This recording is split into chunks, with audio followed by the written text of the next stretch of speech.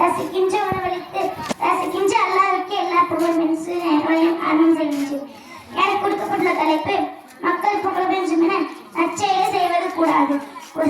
ஒருவர் செய்யும் நற்செயலை மக்கள் புகழ் வேண்டும் என எதிர்பார்க்க கூடாது. மறுமையில் பலனை எதிர்பார்த்து செயல்பாடுகள் அமைய வேண்டும்.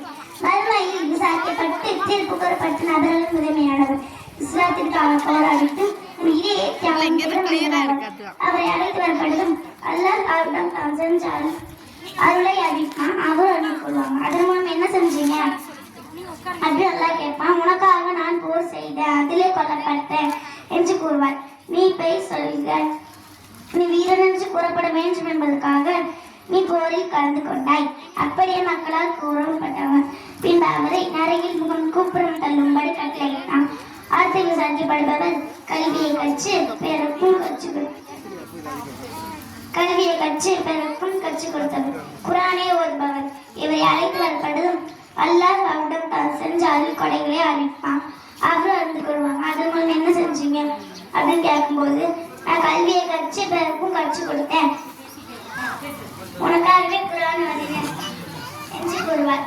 நீ பெய் சொல்கிறாய், நீ கல்வியை கற்றுக்கொண்ட கல்மான் என்று புகழப்பட வேண்டும் என்பதற்காக நீ கல்வியை கற்றுக்கொண்டாய்.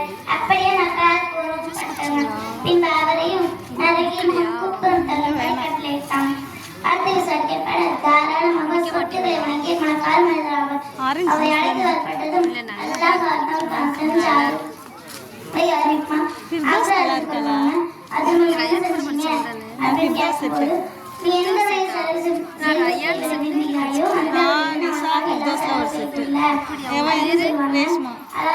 நீ போய் சொல்ல